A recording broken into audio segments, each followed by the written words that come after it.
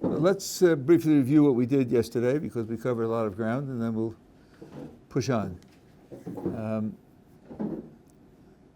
Rambam says that the opinion, I guess we could call it fatalism, that when God creates the world, He creates everything, dictates everything, determines everything, causes everything, and it's all pre-programmed, and things that happen must happen, and nothing can deviate from the plan that He has created. He says, that's nuts. That's nuts. Certainly not true.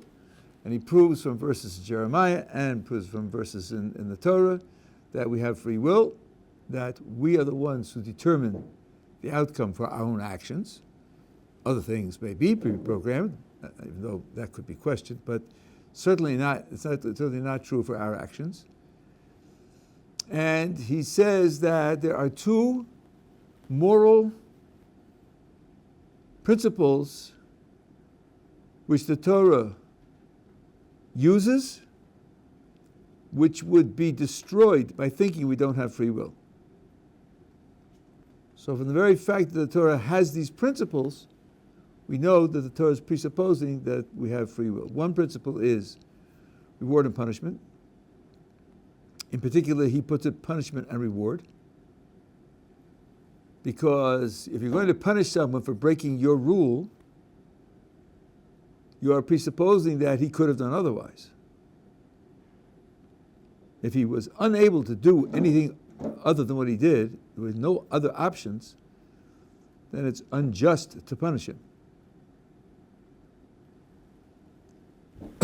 And the Torah proclaims God's justice.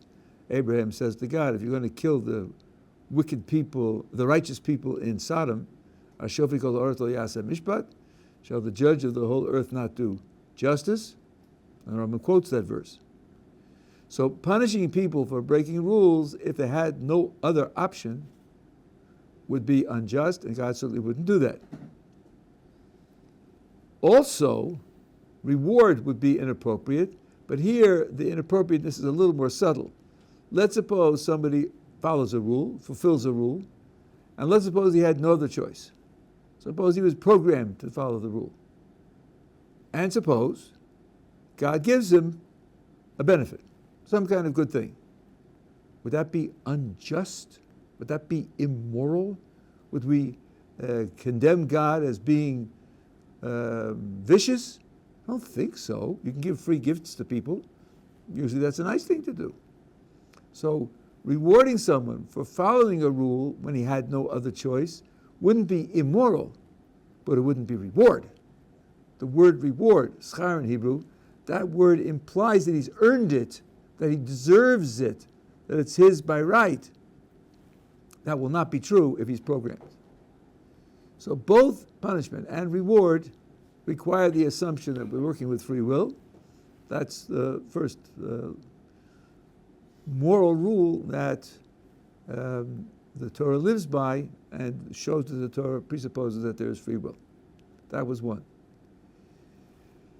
The other one is the fact that the Torah commands, and the idea of giving a command is that the command is supposed to make a difference in the person's behavior. So you say to somebody, don't steal. You say that because you think, if I don't say it, maybe he'll steal. So now if I say don't steal, maybe that'll change the outcome. But if you thought that all actions were pre-programmed from the creation of the world, and they're going to happen no matter what, then issuing the command couldn't have any effect. It's already pre-programmed either to steal or to not steal.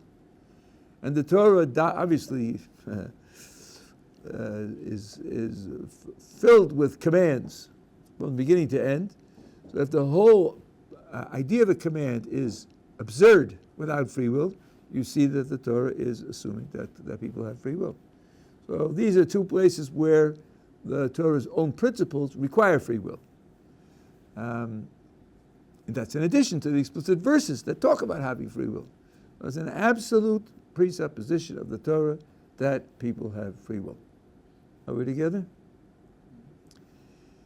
There's a gigantic philosophical literature on the subject. I'm not going to go into it. Free will is an extremely difficult, subtle area of philosophy. To this day, there's a lot of controversy. partly because free will spills over into many other areas of philosophy which are controversial. It's not an isolated subject. But just let me give you a little feeling for where these principles are coming from. Let's imagine that George is standing at the top of a flight of stairs, facing down. And at the bottom of the flight of stairs is a 5th century Ming vase worth about $25,000. And somebody gives George a push, and he tumbles down the stairs and smashes the vase. The owner of the vase, observing the collision between George's body and his vase, and seeing his vase smashed to smithereens, says to George, "What did you do? You broke my vase. Boy, you're going to pay $25,000. George says, "Me? I didn't do anything. I was pushed." Isn't George right? He was pushed. It's not his fault. He didn't choose to break the vase. The vase broke because somebody pushed it. George's body was the weapon. The person who pushed him is the one who's responsible. Now take a more distant example. Poor George is a smoker, and he's doing everything he can possibly do to break the habit, including every Thursday night he goes to a hypnotist who puts him into a trance and then gives him a post-hypnotic suggestion that he shouldn't smoke. I'm using this as an example, not pledging allegiance to hypnosis. One Thursday night, on a whim, the hypnotist says to George, "Next Monday morning at 10 a.m., your right hand is going to swing out in front of you like this. You won't remember this when I wake you up, but that's what's going to happen 10 o'clock Monday morning." So he wakes up and he pays the hypnotist, and at 9:30 he's visiting his friend, and his friend is showing him his antiquities. And at 9:59 they arrive at the pedestal on which stands a 5th century Ming vase. And the owner is explaining to him how beautiful it is and how precious it is. And there's the grandfather clock in the corner, bongs the hour of 10. George's hand swings out and smashes the vase. And he says, "What did you do? Are you crazy? That's my Ming vase, $25,000. And George says, "I don't know. It happened all by itself. I mean, it just went out, on its own. That's never happened to me before. I can't explain it." Is George responsible? Should he pay? I don't think so, because he didn't choose to do it. He was manipulated by the hypnotist. These are illustrations of the idea that we hold people responsible for what they do only when they make a free choice. Well, or they make a free choice which leads to the consequences. It's a little more complicated. But a creature that has no free choice, like a dog, isn't responsible for what it does because it has no free choice. And animals have no moral qualities. And if you have been subjected to the propaganda that maybe chimpanzees do, and the guy in Harvard had to resign because he faked the data, and so forth and so on, I'll just point out that there's an odd asymmetry in the kind of results that they report, because maybe they say chimpanzees share, and maybe they remember who benefited them and who hurt them, and they keep track and they repay them in kind, but they never say that a lion is vicious, criminal, and evil when it chases down a gazelle and eats it live. Somehow the moral qualities of animals only are when they're human-like and positive. Or when they're vicious, they don't call them moral qualities. That shows you that it's a politically motivated investigation and not really scientific. At any rate, the bottom line is morality applies to creatures that have free will and not to those who don't. And morality is the bottom line of the Torah's picture of the world. We're here to make choices between good and evil and to take responsibility for our own moral and spiritual development. Without free will, none of that is possible. Okay, as we said last time. Okay, now we're on page 4.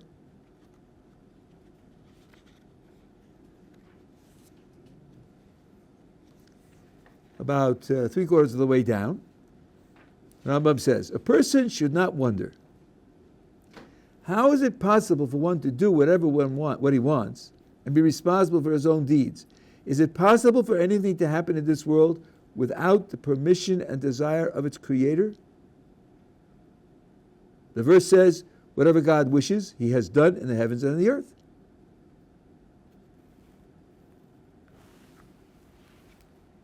This is the attitude that I mentioned yesterday, the attitude of the one who believes in fatalism. One of them, there can be many different reasons people make that mistake, but one is, it's God's world. And he creates it, and he manages it, and he controls it, and he manipulates it, and he doesn't leave things, he doesn't go on vacation and leave things undone. And therefore, everything's programmed. Now, the Rambam is expressing that type of vision. Is it possible for anything to happen in the world without the permission and desire of its creator? Must be that God wants it, because that's what happens, because he's running the world. Others put it in terms of divine decree. There's another statement in the Talmud which everything happens by a divine decree. So it must be there's a divine decree that he does what he does, and therefore what the Rambam said about it above is false. Now he says, no, that's not a good question. And now he gives the kind of headline declaration of the truth without explaining it. One must know that everything is done according to with his will. Yes, everything satisfies God's will, and nevertheless, we are responsible for our deeds. So the reader says, yeah, but you just told me it's a problem, so where's the answer? That's coming up. How is this apparent contradiction resolved? Just as the Creator desired, in the Hebrew it's rotza, you could say willed, that the elements of fire and the wind rise upward, and those of water and earth descend downward. If you leave water, air and fire to their own devices, they can go upward. The fire goes upward automatically, and the wind can go upward. Whereas if you don't control water and earth, then they will descend downward. Water will flow downward, and unsupported earth will fall downward. And that's the way God created them. And when they do that because that's the way God created them. And the heavenly spheres revolve in a circular orbit. The Rambam's picture of the world was the picture that we're in the center and everything goes around us, and it goes around in a circle.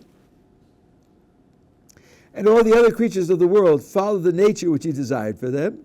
So squirrels gather acorns and put them away for the winter, and beavers build dams, and chimpanzees fight, and oak trees grow the way they grow. Everything does what God decreed for it. Now watch this move. So too, he desired that man have free choice. That's his will for us. Just as his will for the fire is that it should go up, and his will for the chipmunk that it should eat acorns, and his will for the oak trees they should grow the way they grow, his will for human beings is that they should have and exercise free will. That's his will. And be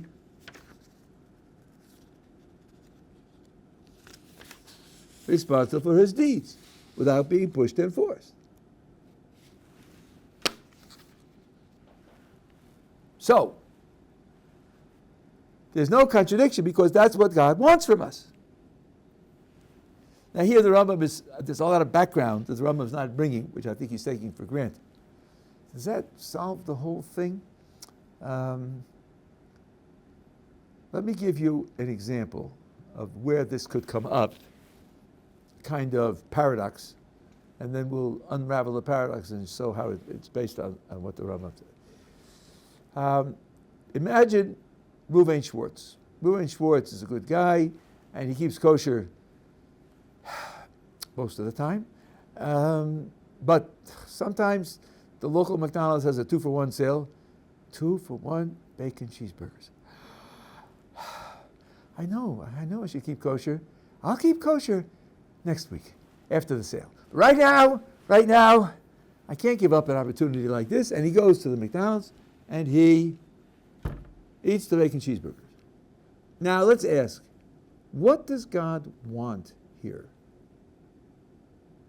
Does God want him to eat the bacon cheeseburgers or doesn't he? Well, let's try him out. Try out both possibilities. God doesn't want him to eat the bacon cheeseburgers. Really? So how does he get away with it? Surely, poor Reuven Schwartz is not strong enough to fight with God. Surely, as Maimonides quoted the verse, everything that happens in the world happens because that's what God wants to happen. So surely, if God doesn't want him to eat it, he's not going to be able to eat it.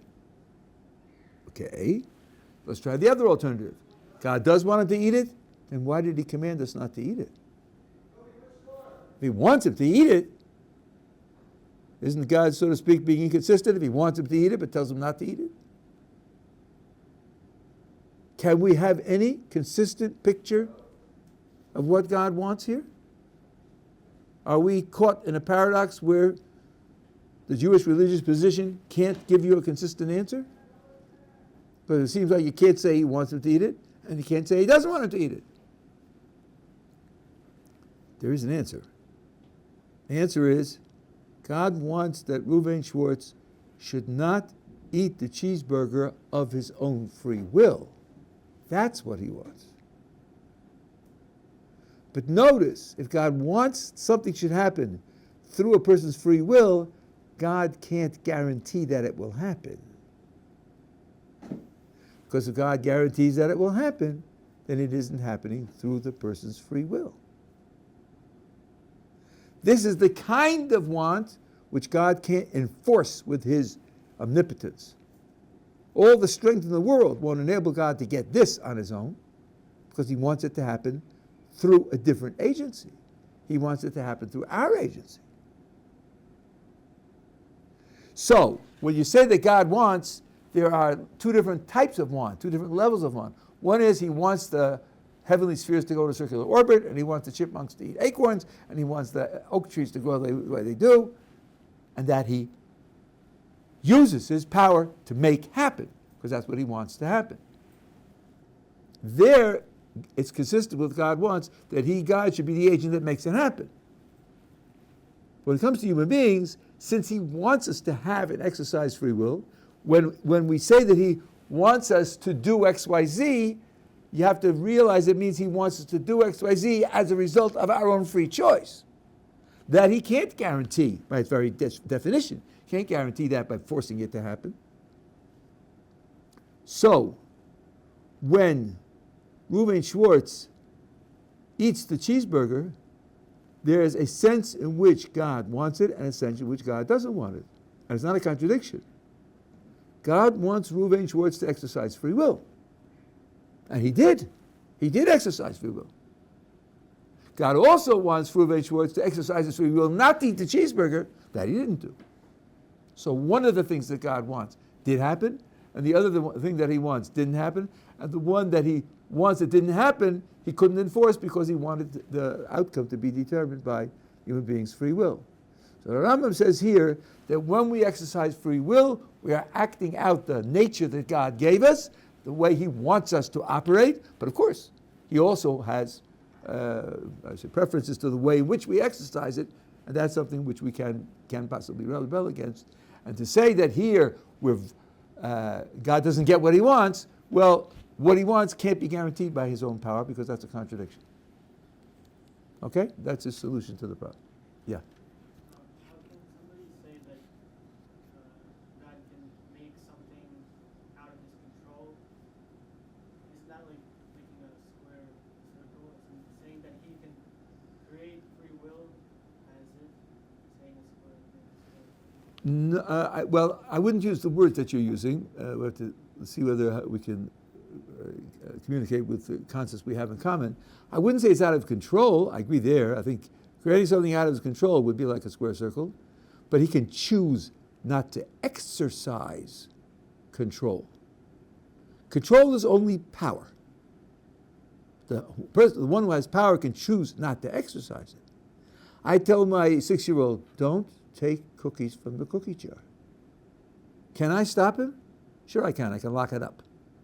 I choose not to lock it up because I want him to stand in front of a moral choice and to grow morally either by doing the right thing and being congratulated or doing the wrong thing and getting a different outcome. I would think that that's impossible. Why? Because he's constantly creating the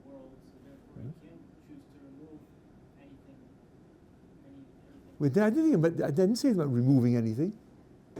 To not exercise control isn't removing anything. It's deciding not to put something in.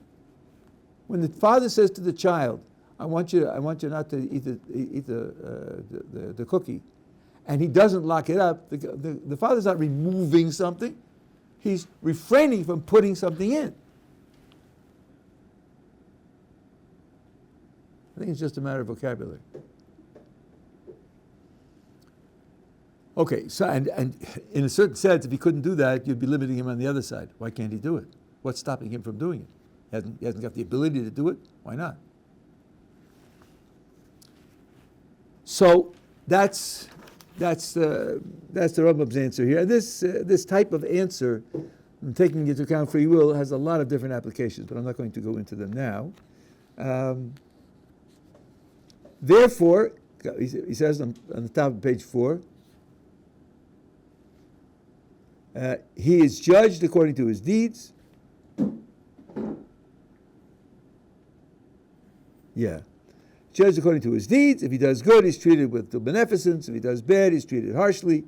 This is implied by the prophet's statement. This has been the doing of your hands, it says in Malachi. They've also chosen their own paths.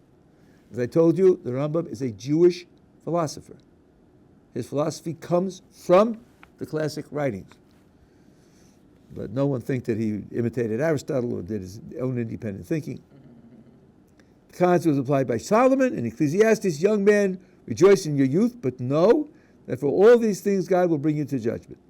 You have to know that you have the potential to do, but in the future, you'll have to account for your deeds. Okay, that's that problem. Now the Rambam addresses a very famous problem. And I'll let him state the problem, and then I'll give you the way it's treated in other authors, and then I'll show you what he says, because what he says is a little more subtle to understand. One might ask, since the Holy One, blessed be He, knows everything that will occur before it comes to pass, does he or does he not know whether a person will be righteous or wicked? We do say that God is omniscient, knows everything, and that includes the past, present, and future. Are we going to include in what God knows about the future what people will do, in particular whether a person will be righteous or wicked? And now, the Rambam says, we'll push the question as follows, page 5. If he knows that he will be righteous, then it seems impossible for him not to be righteous. Notice the problem here. This is the problem of foreknowledge and free will. Notice the way the Rambam puts it. In the 1920s, 30s, and 40s, religious philosophers in North America struggled to formulate the problem, and they had great difficulty in formulating the problem. And finally, Nelson Pike did it this way, though he didn't do it from the Rambam. The Rambam had it 900 years before. Here's what it looks like to me when I make a free choice. Shall I do A or shall I do B? Well, sometimes when I'm in this situation, I do A, sometimes B, and now I have to make a decision. So I think about it, and then the time comes where I have to make a decision, and I say, okay, I'm doing B. That's the way it seems to me. I could have done A. I just chose to do B, and that's why B happened. Now the critic says, do you believe in God? And I say, why else would I be wearing this hat? If I didn't believe in God, I would not wear this hat. And he says, do you believe God knows everything? Yes. Knows everything before it happens? Yes. Okay, now you just chose B. Did God know yesterday you were going to choose B? Yes, he did. Well, then, could you really have done A? Imagine, God knows yesterday you're going to do B, and you choose A. Wouldn't that contradict God's knowledge? Because God knew yesterday you're going to do B. Do you really have the power to contradict God's knowledge? Isn't God's knowledge perfect? Isn't it infallible? Impossible to be wrong? Did you even have the power to do A? The power to do A would be the power to make God's knowledge yesterday false. Do you have that power? I don't think you do. So the critic says, Your picture of what you're doing when you make a choice is wrong. Because you didn't really have two alternatives, and it wasn't you that made it so that one happened and the other didn't happen. And you could have done it the opposite way. That picture is a wrong picture. Because you, the religious believer, you acknowledge that yesterday God knew which one you were going to pick, and that means you couldn't have picked the other one. So your picture is not a good picture of what's going on. That's the claim. Notice that the claim of foreknowledge of my doing B is not that his knowledge yesterday caused me to do B. How I do B is not part of the problem. B falls from the sky. We don't know anything about how B happens. The problem is that if I choose to do B, I haven't got the power to do A. What God's foreknowledge yesterday does, it deprives me of the alternative that I didn't choose.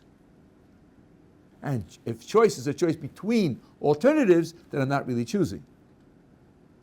Okay? That's the problem that the Rambam is setting up. And that's how the problem is understood in our literature and in the literature of the people who deal with these problems in secular philosophy. Now, there are those who offer a solution to the problem, which the Rambam does not. He has a different way of handling it. And the way those, and this is Rasad Yagon and the Akedas Yitzchak and the Rivash and others, the way they solve it is as follows. When we set up this problem, we have, in the argumentation, we snuck an extra premise in without marking it, without making it prominent. And we needed to make the argument go through. And once we put it out on the table and point out where it's coming from, then we see that we could deny it and we could solve the problem directly. The argument here is based on really on a kind of free assumption that could be denied. Let's go through it again. I believe I'm choosing between A and B. I choose B. Yesterday, God knew that I'm going to choose B. So, do I have the power to choose A? Having the power to choose A would contradict God's knowledge yesterday that I'm going to do B. We start out with a real world. In the real world, I choose A. And in the real world, choose B. And in the real world, yesterday God knew that I choose B. That's the real world. That's real history. Now we're asking a question not about real history. We're talking about another world, a virtual world. A world in which I do A instead of B. That world never existed and never will exist. What we want to know is, that other world in which I do A, is it a possible world or not? Is there some contradiction in thinking about it? Is it a real possibility or isn't it a real possibility? So let's remember now, in the real world, I chose B, God knows B, and there's no problem. Now I'm imagining another virtual world, and I'm building it, and I say, okay, I'm going to build it to that virtual world that I do A instead of B. All right. Now, am I going to get into trouble in that virtual world? Well, in order to get into trouble, you've got to take God's knowledge yesterday that I'm going to do B from this world, from the real world, and you've got to transfer it also to the virtual world. Who told you to do that? God's knowledge that I'm going to do B is an event in the real world. We're now building a non-real world. And we want to know whether that non-real world is coherent or not. The first element we put in that non-real world is that I do A instead of B. Okay, that's why it's a non-real world, because I didn't do A in the real world. And now we're considering, what else shall I put into that non-real world? Who tells you to transfer God's knowledge I'm going to do B into that non-real world where I do A? Maybe what we should say is that God's knowledge in each world matches what happens. So in the real world where I choose B, yesterday he knows that I'm going to do B. In the non-real world, where we imagine by doing A, then in that world yesterday he knows A and not B. And then there's no problem. Who told you to transfer from the real world to the non-real world the knowledge of yesterday? Maybe it's a different knowledge. Indeed, you can give a model for this. This was given by Bertrand Russell 120 years ago, was a famous atheist, and he said, You may be an atheist, but don't try to beat up the religious person with this problem. Because this problem has a very simple solution. He asks, and our literature says this 900 years before him, and even 2,000 years before him. We say that God knows. We don't say anything about how God knows. How does God know what happens? In particular, how does God know what happens in the future? And maybe the answer is that he observes the future. He's sitting in the past and he observes the future. He looks at it. Okay, we can't do that because we're only human. But God called him beyond time. I don't care how you describe it. We may come back to that. So God yesterday knows what I do today because from yesterday, he observes what I do today. So he takes a sneak peek of tomorrow, at his tomorrow, looks at today, and says, what's Gottleib doing over there? He's making a choice. Which way is he going to go? He goes to B. Okay. So yesterday he knows I do B by observing me. Now transfer that to the virtual world. In the virtual world, I choose A. What's God going to know yesterday in the virtual world? That I do A. Because he's going to look at me in that world and see me do A. There's no contradiction in the virtual world. If I choose A, if I were to choose A, then yesterday he wouldn't have known B. He would have known A. Once you put that example, the hidden assumption on the table, the hidden assumption is when you consider the possibility of doing A, you have to keep constant God's knowledge of yesterday that I'm going to do B. You have to say, really? Why do I have to do that? Who told me that I have to do that? Once you see that you can deny that, he does not succeed in building a contradiction. Now, the real issue here is whether God's knowledge is something that he gets from observing us, or it's somehow independent of what we do, somehow independently defined, determined, due to his infinity or whatever else you want to say. The nature of the solution is that God gets his knowledge from what we do. If he gets his knowledge from what we do, in the real world I did B, and he knew I did B, and if you imagine my doing A, then you're going to imagine a world in which he knew A, because he gets it from what I do. In which case, there's no contradiction saying I had the power to do A. That's the solution that they offer. There's more to say, but that's the basic solution. You got a question? If you were to say, now Navi, right, he's performed one of his wonders is coming in the future. So you ask him what will happen tomorrow, and he tells you, could you go and change that? So let me just put a little philosophy on the table. We're in the habit of saying you can't change the past, but you can change the future. That's wrong. You can't change the future either. Let's think what change means. I have a white box. I painted it black. I changed its color. That means it was white and it became black. That was the change. It went from white to black. Right? And that's why there was a change. At one time it had one quality, at another time it had another quality. Moving from one to the other is what we call change. Okay? Now, history is a sequence of events. History is a sequence of events. So now, the future has in it events. They are the events which are the events of the future. What would it mean to change it? To change it would have to mean that there was a future like this, and then it became that. Both are real. The white box is real, the black box is real. They're both real. But you can't do that.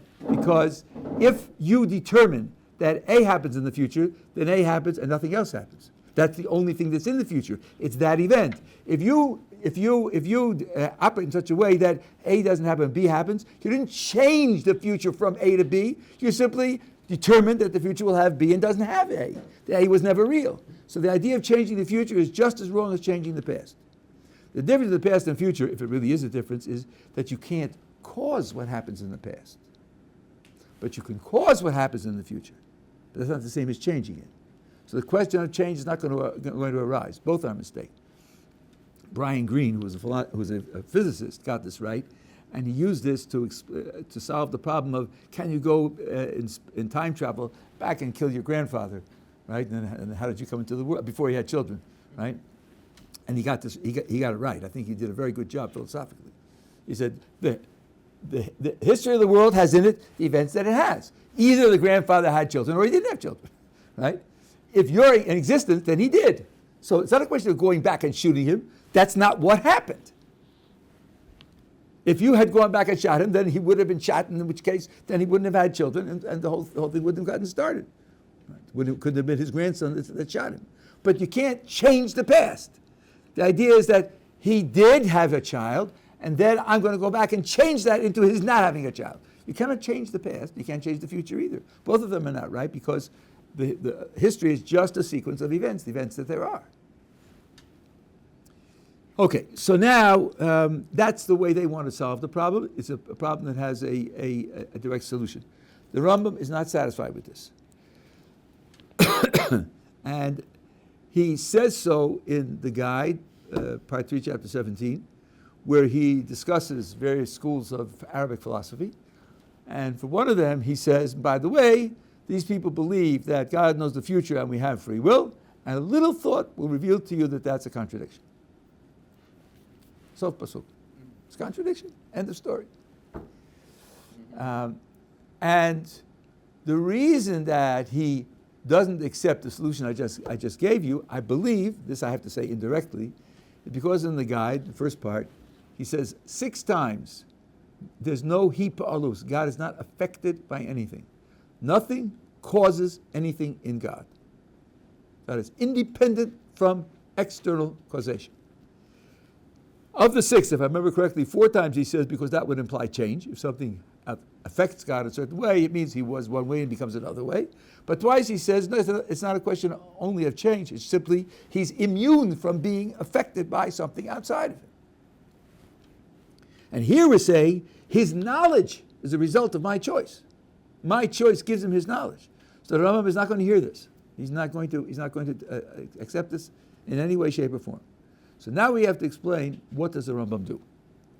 In my terminology, what I gave you as a solution, the Rambam doesn't solve the problem, he dissolves the problem. Watch what he says. So let's go back to the top of page 5, and we'll see how his argumentation goes. He says, God knows the future. Does he know whether he'll be righteous or not? If he does, it's impossible for him not to be righteous.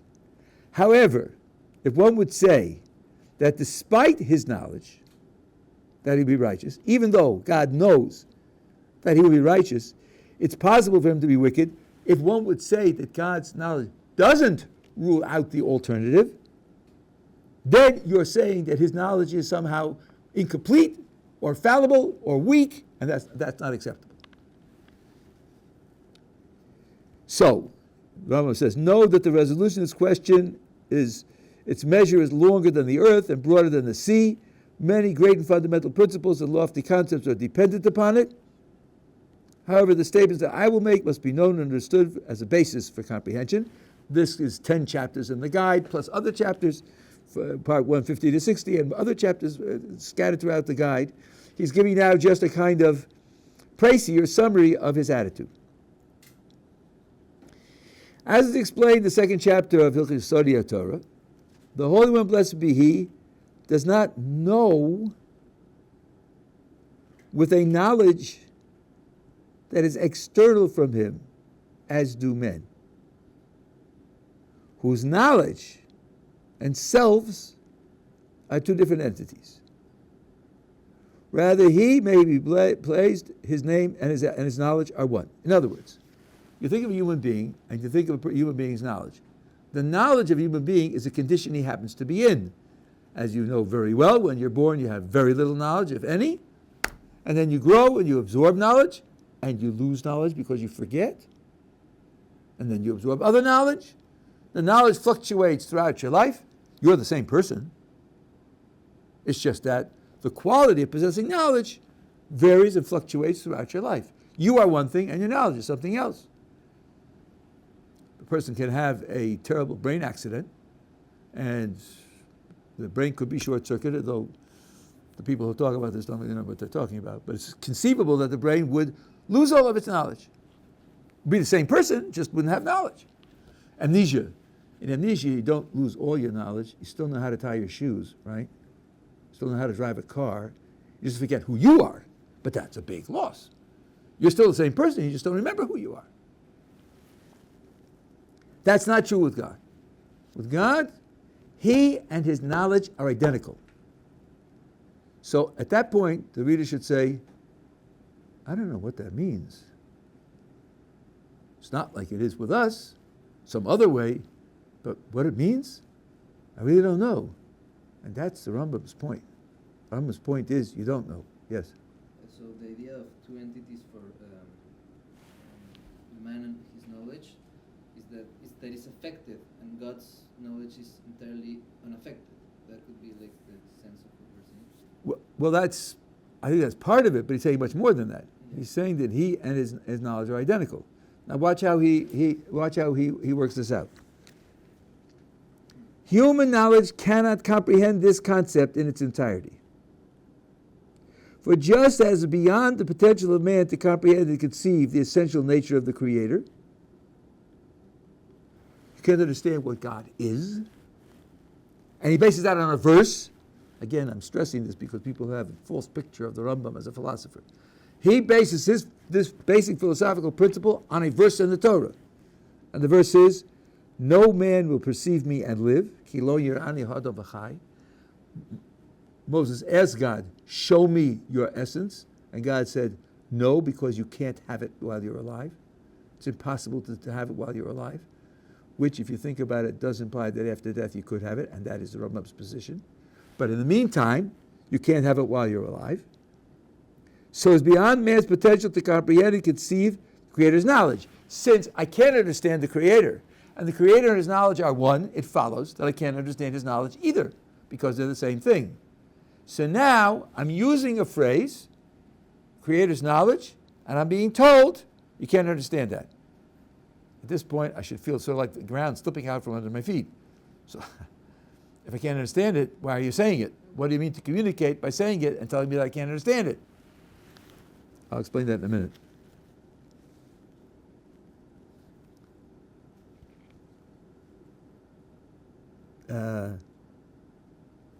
This was the intent of the prophet's statement in Yeshivat Ohr, the famous statement we read on the Tanis.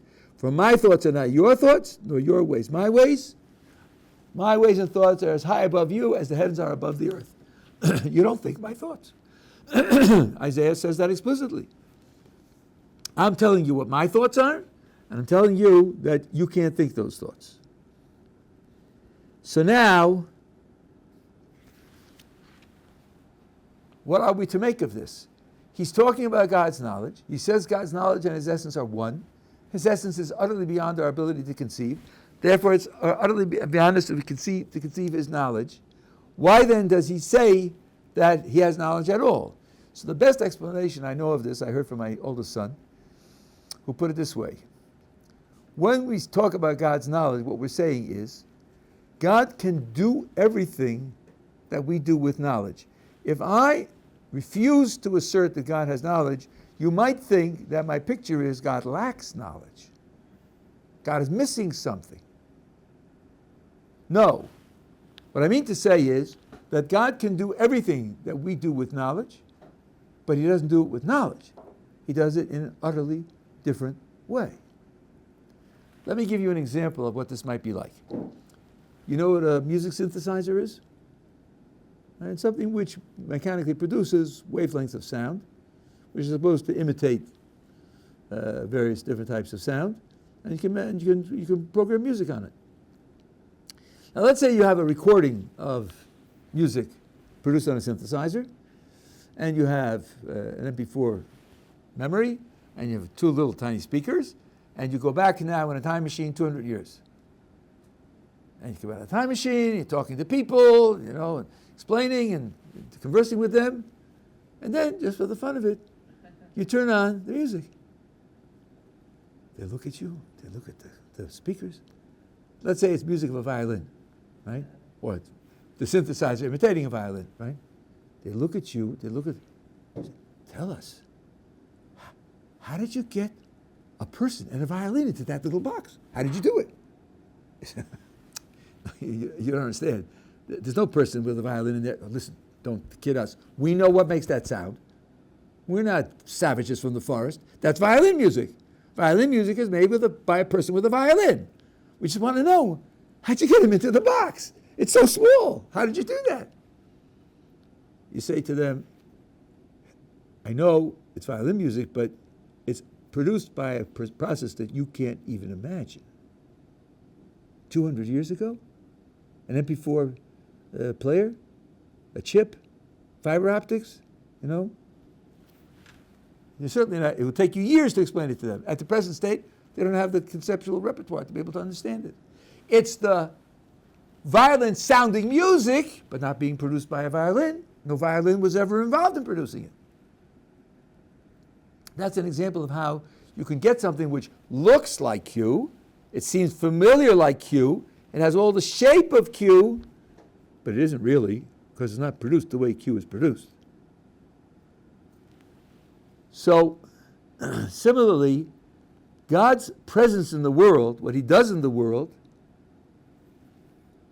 has all of the strength and capability that would be given to him as if he had all-encompassing knowledge. But the way in which he does that is not by doing it by what we call knowledge. It's functioning the way knowledge functions, but it isn't produced by what we call knowledge. That's one way to understand what the Rambam is saying here. So that means I'm not going to say that God knows. Now, if you've caught my drift, you understand, if I refuse to say he knows, can't conclude that he's ignorant, I'm not going to say that either. I'm not going to say anything. He's beyond all description. So I can't say that he knows, I can't say that he's ignorant. I just have to do something very un-Jewish, just keep my mouth shut, not talk.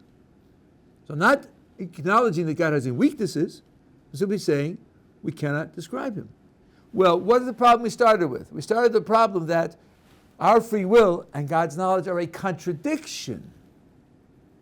If I give up saying that God knows, there's no contradiction. There's nothing there to contradict the free will. That's the Rambam's position. So as I say, it's not a solution to the problem. It's showing that the problem can't be raised. The problem was, how are you going to make these two things consistent? The answer is, we're not, because we're not going to say one of them. That's a very different approach. Now, if you go back to my recordings, for a long time I had this wrong. I used to say there were 4 different solutions. Teshuva the Rivash convinced me that I was not doing it right. The big division is this. Do you acknowledge that God's knowledge could be the product of our action or not? If you do acknowledge that if you do admit that his knowledge can be produced by our action, then you can use the solution that we said before in the name of the Rasag and the Kedes Yitzchak and the Rivash. If you don't, then the Rambam says, I have a way to arrange that you shouldn't raise the problem because God is not conceivable. And, last point, he doesn't bring in God's inconceivability to solve this problem. That's motivated entirely independently. Just falls out conveniently that since God can't be described, this problem can't be raised, and therefore we don't have to face it as a problem. I will review all of this tomorrow. Yes, Hashem, start over with it and make sure that it's fairly well understood, and then we'll go on. Yes, Hashem.